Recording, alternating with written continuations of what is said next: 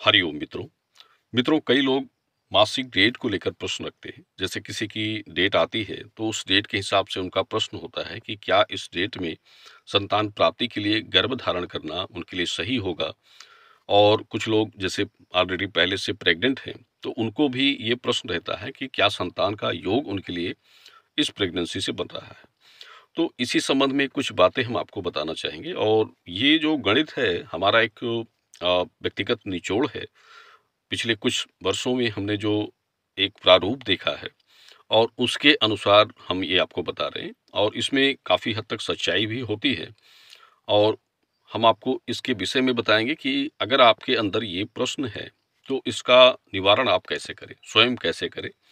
और इसमें कुछ नियम आवश्यक होते हैं। जैसे आप ये जानकारी करना चाहते हैं तो सबसे पहले तो स्त्री की जन्म तिथि, स्त्री या पुरुष किसी की जन्म तिथि हो तो उसकी लग्न को देखा जाता है कि लग्न आपका क्या कह रहा है।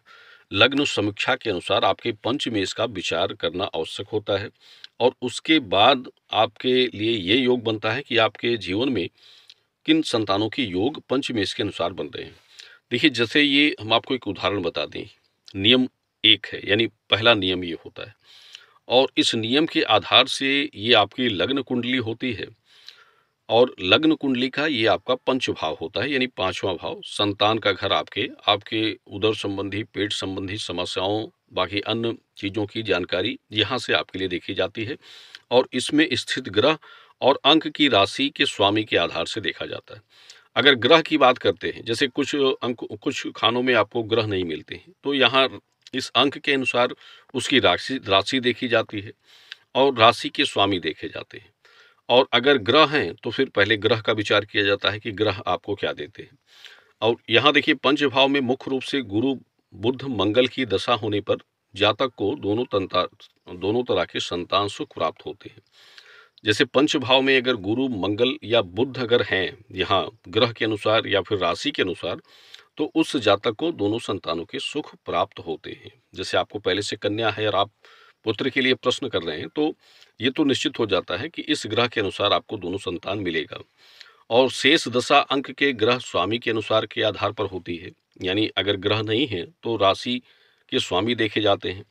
लग्न कुंडली के अनुसार पांचवें भाव का विचार किया जाता है। मुख्य रूप से पांचवें भाव में ग्रह या राशि के स्वामी द्वारा दोनों संतानों के कारक ग्रह योग बनने पर जातक को दोनों संतान सुख निश्चित रूप से प्राप्त होते हैं।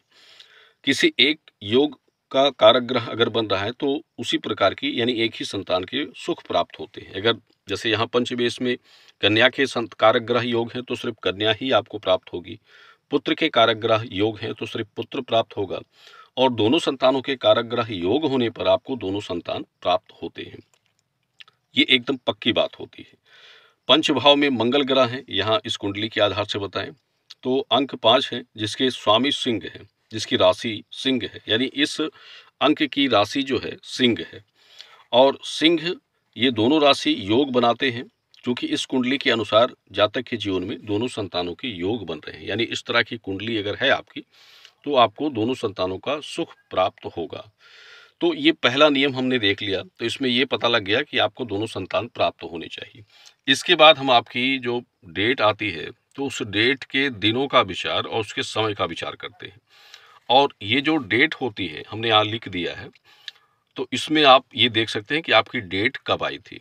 देखिए, अमावस्या के दूसरे दिन डेट आना सबसे शुभ होता है। द्वितीय तिथि, ये पहले शुक्ल पक्ष की बता रहे हैं, यानी शुक्ल पक्ष की डेट आने की तारीखें हैं। द्वितीय तिथि में सुबह 8 से शाम 5 के बीच की डेट आना सबसे उत्तम माना गया है। छठी तिथि में रात 8 से 12 और 2 से 6 के बीच की डेट आना सबसे शुभ माना जाता है। सप्तमी तिथि में सुबह 4 से शाम 4 के बीच की डेट, और अष्टमी तिथि में दोपहर 12 से रात 12 के बीच का डेट सबसे उत्तम माना गया है। यानी ये तिथियां शुक्ल पक्ष की हैं डेट आने की। सप्ताह के अनुसार शुक्ल पक्ष में रविवार, बुधवार, गुरुवार के दिन आने वाली मासिक क्रिया भी उत्तम होती है। इसके बाद कृष्ण पक्ष की बात करें तो कृष्ण पक्ष में चतुर्थी तिथि में 24 घंटे में जो डेट आ रही है, यानी 24 घंटे का मतलब ये है कि उन 24 घंटों में योग नक्षत्र दोनों एक समान होनी चाहिए। तो ये डेट भी सबसे शुभ होती है। नौमी तिथि में सुबह 7 से रात 10 के बीच की डेट भी सबसे उत्तम मानी जाती है। दसवीं तिथि में रात 12 से सुबह 6 के बीच की डेट अच्छी होती है। एकादशी में सुबह 5 से शाम 5 बजे की डेट का आना भी सबसे उत्तम माना जाता है।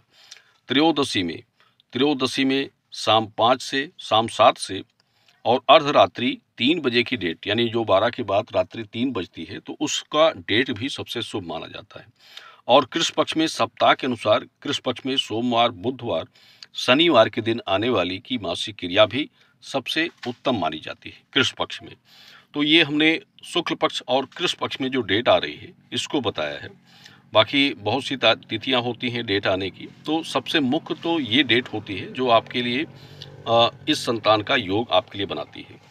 और देखिए इसमें जो चीज़ें देखी जाती हैं कि आपकी डेट किस तारीख में आई है, तो उसमें योग नक्षत्र क्या बन रहा है। और मुख्य रूप से योग नक्षत्र जो होते हैं तो वो भी मेल और फीमेल कैटेगरी के लिए होते हैं। जैसे कुछ डेट की तारीखें होती हैं उसमें मेल और फीमेल नक्षत्र आप देख रहे हैं, ये मेल नक्षत्र हैं, मेल योग हैं। तो इसके हिसाब से अगर आपकी डेट आई है तो आपको मेल संतान सुख मिलेगा।